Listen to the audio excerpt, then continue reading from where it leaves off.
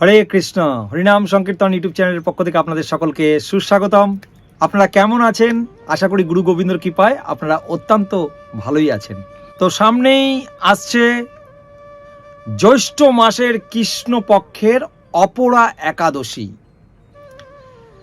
তো আপনারা সকলে এই একাদশীগুলো পালন করছেন, আমরা অত্যন্ত আনন্দিত এবং আমাদের সম্পূর্ণ ভিডিওগুলো আপনারা দেখছেন, লাইক করছেন, শেয়ার করছেন এবং সকলের মাঝে পৌঁছে দিচ্ছেন।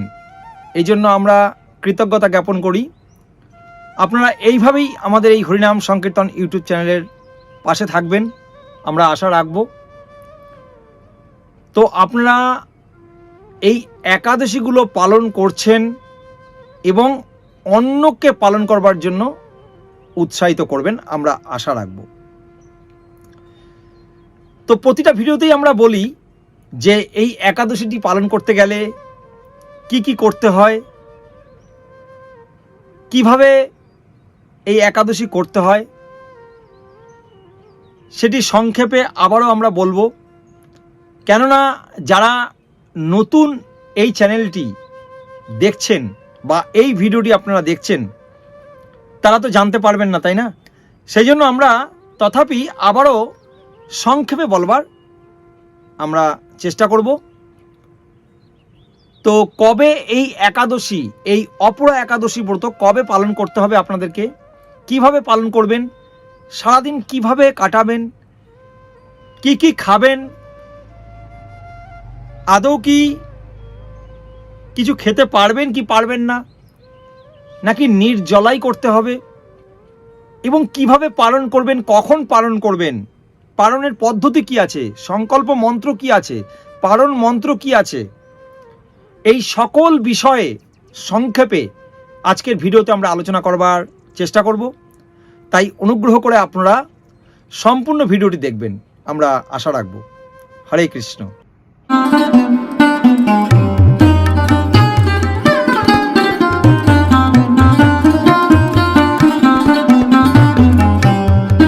তো আপনারা সকলে জানেন যে প্রতি মাসে দুটো করে একাদশী হয়, একটি হচ্ছে কৃষ্ণপক্ষের একাদশী, একটি হচ্ছে শুক্লাপক্ষের একাদশী।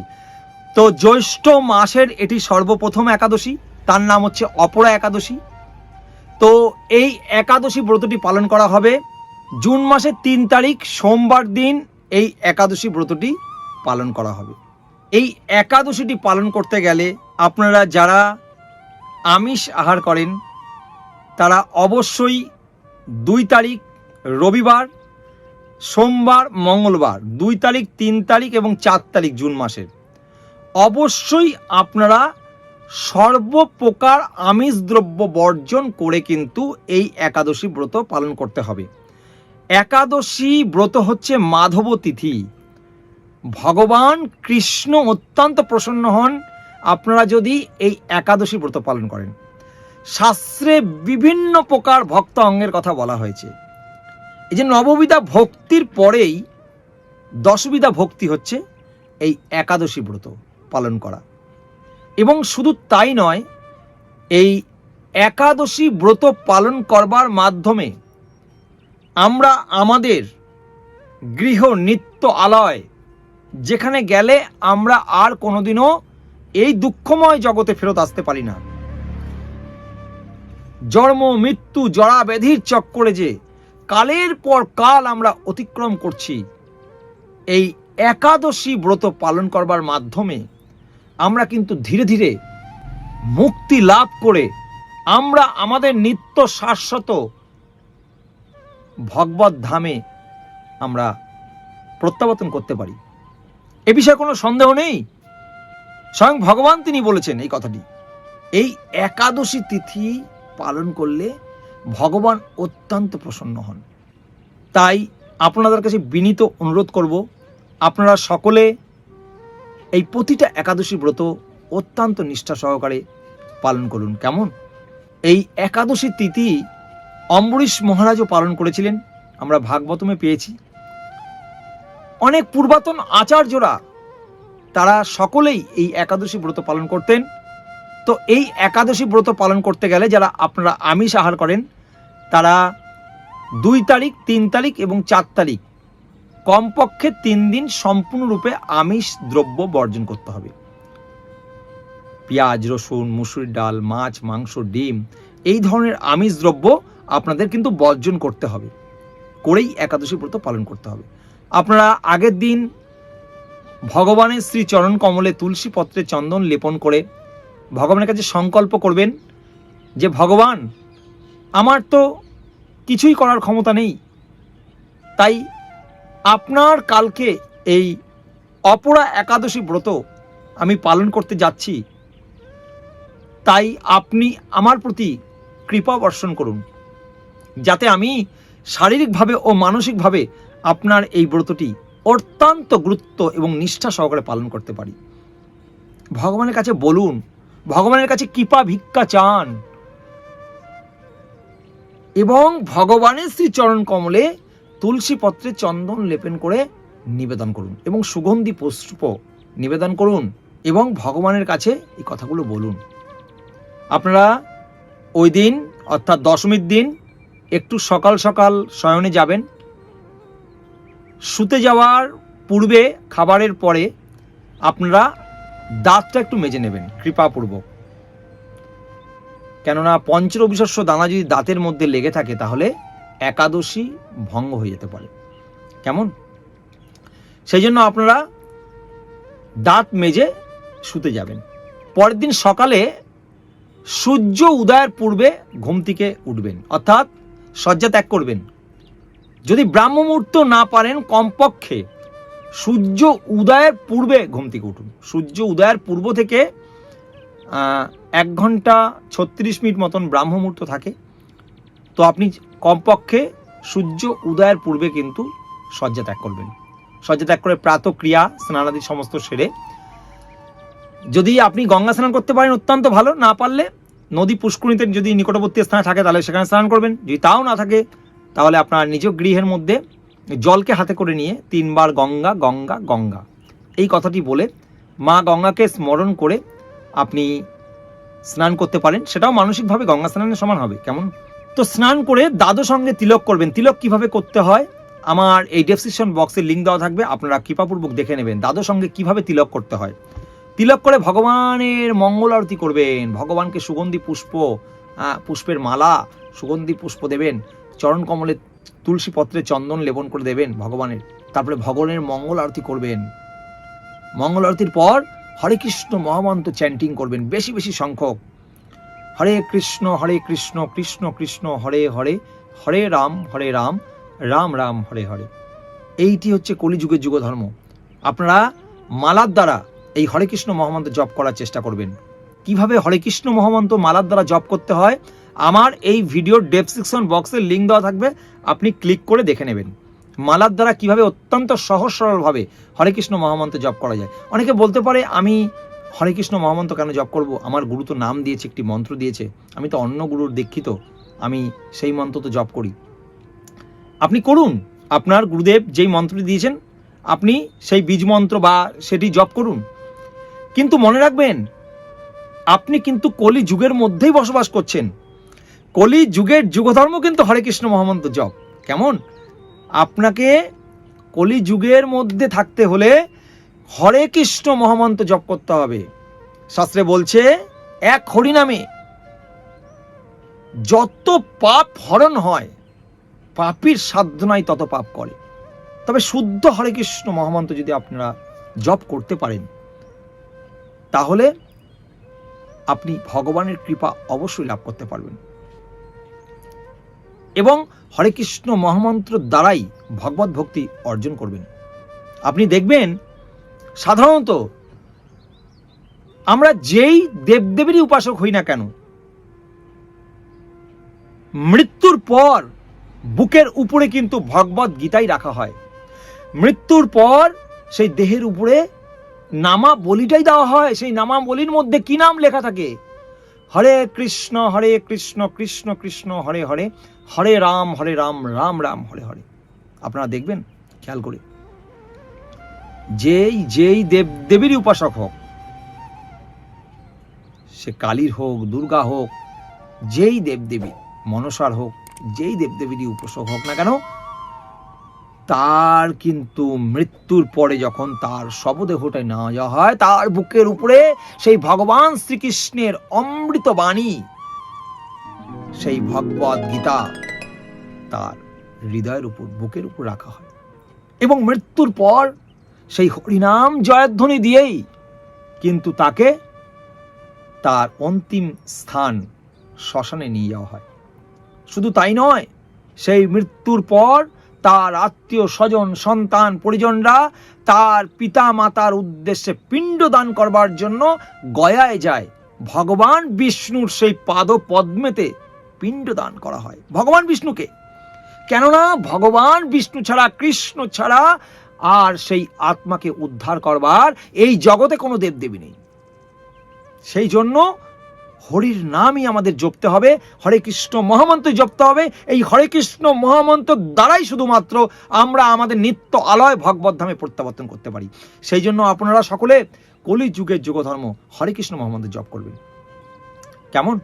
এবং সারাটা দিন বেশি বেশি সংখ্যক ভগবদ গীতা, লীলা পুরুষোত্তম শ্রীকৃষ্ণ একটি গ্রন্থ আছে, ভগবান শ্রীকৃষ্ণের সমস্ত লীলা 90টি অধ্যায় আছে। ভীষণ আনন্দ পাবেন সেই গ্রন্থটি, আপনারা অবশ্যই পড়বেন। দেখুন স্ক্রিনে আমি দিয়ে দিয়েছি, যদি না থাকে আজই আপনার নিকটবর্তী ইস্কন মন্দির থেকে সংগ্রহ করে নিন লীলা পুরুষোত্তম শ্রীকৃষ্ণ গ্রন্থটি। ভগবদ গীতা যথাযথ অ্যাজ ইট ইজ এই গীতাটি পড়বেন। আপনার যদি নিকটবর্তী স্থানে ইস্কন মন্দির থাকে, আপনি তাহলে সকালবেলা গিয়ে ওখানে সময়টি অতিবাহিত করতে পারেন, একাদশীর মাহাত্ম্য শ্রবণ করতে পারেন, সাধুগুরু বৈষ্ণবের সঙ্গ করতে পারেন। দুপুরে যদি আপনি নির্জলা উপবাস না করতে পারেন, তাহলে দুপুরে অনুকল্প প্রসাদ মন্দিরে হয়, সেটি কুপন কাটতে হয়, তার মাধ্যমে আপনি সেখানে প্রসাদ পেতে পারেন। এবং সন্ধ্যায় আরতি হয়, ভজন কীর্তন হয়, সেটি আপনি অংশগ্রহণ করতে হবে। এইভাবে আপনি দিনটিকে অতিবাহিত করতে পারেন। মনে রাখবেন, এই দিনটিতে কোনো রকমভাবে দিবা নিদ্রা করা যাবে না, স্ত্রী দৈহিক সম্পর্ক করা যাবে না, স্বামী স্ত্রী কোনো রকম মিথ্যা কথা বলা যাবে না, জুয়া পাশা তাস খেলা যাবে না, কোনো রকম নেশা ভান করা যাবে না, সাবান শ্যাম্পু প্রসাধনী দ্রব্য ব্যবহার করা যাবে না এই দিন। এবং সর্বোপরি পঞ্চ রবিশস্য দানা বর্জন করতে হবে এই দিন। তো এই একাদশীটি 3টি প্রক্রিয়া করা যায়, আপনারা জানেন সকলে, আমরা বলে থাকি নির্জলা, সজলা, সফলা। যদি আপনি নির্জলা না পারেন, তাহলে আপনি খান, 1 বার 2 বার 3 বার 4 বার 5 বার যতবার পারেন খাওয়া দাওয়া করেই পঞ্চ রবিশস্য দানা বর্জন করতে হবে। শুধু মনে রাখবেন, খাওয়া দাওয়া করেই আপনারা একাদশী পালন করুন, তবু করুন এবং অন্যকে পালন করবার জন্য উৎসাহিত করুন, কেমন?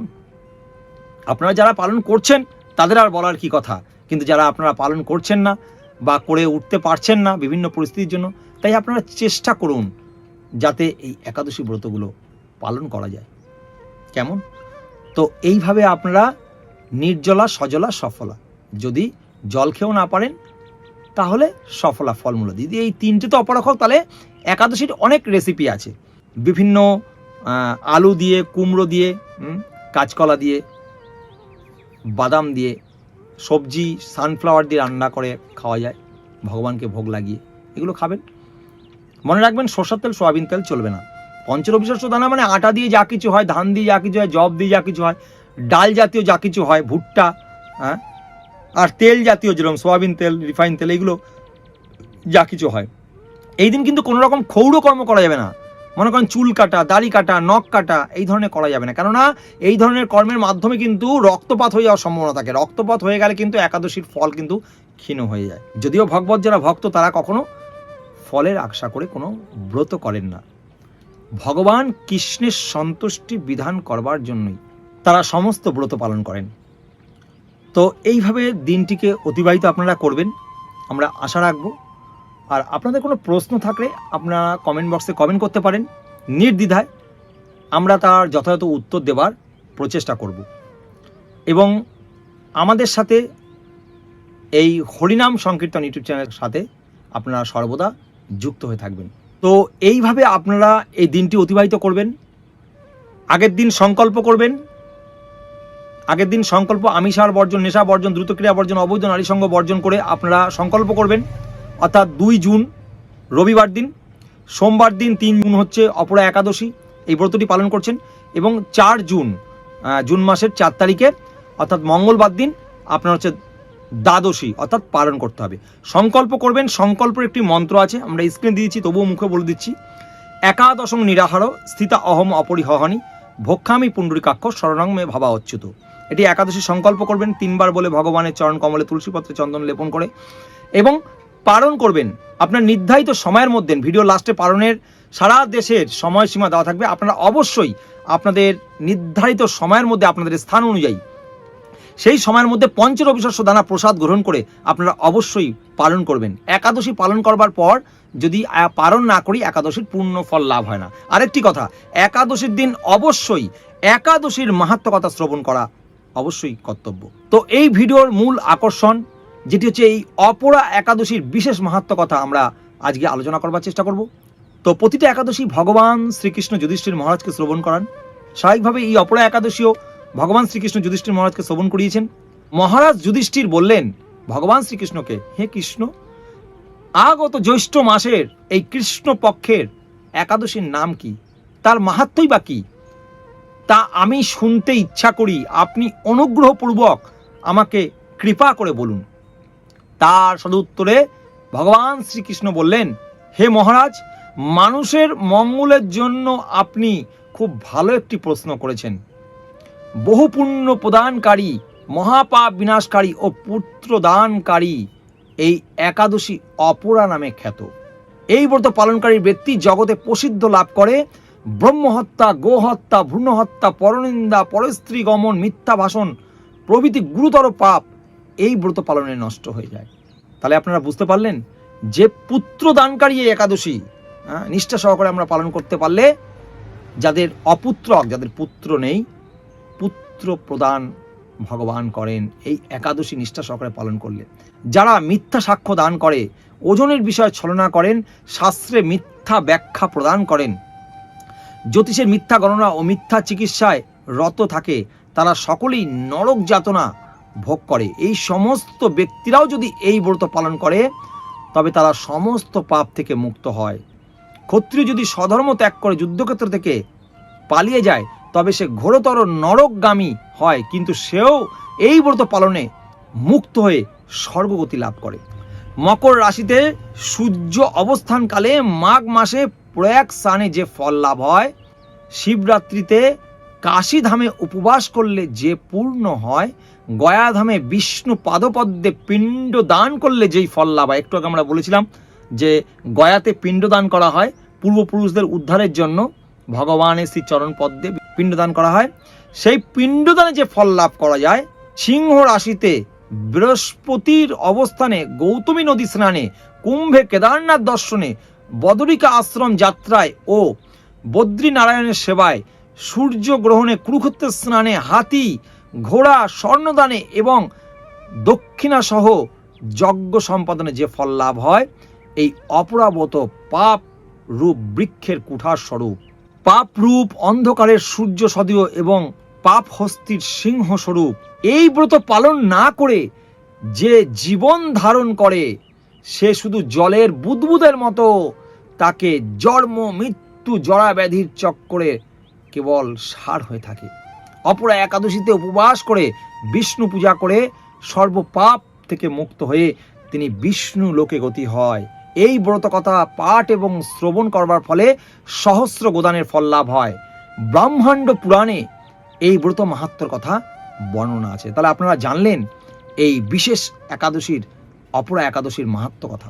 মানে যদি এই একাদশী ব্রতী অত্যন্ত নিষ্ঠা সহকারে আমরা পালন করি তাহলে আমরা অন্তিমে বিষ্ণু লোকে গমন করতে পারবো, অর্থাৎ আমাদের নিত্য আলয় শাশ্বত চিরঞ্জীন আমাদের গৃহে আমরা ভগবানের কাছে ফিরে যেতে পারবো।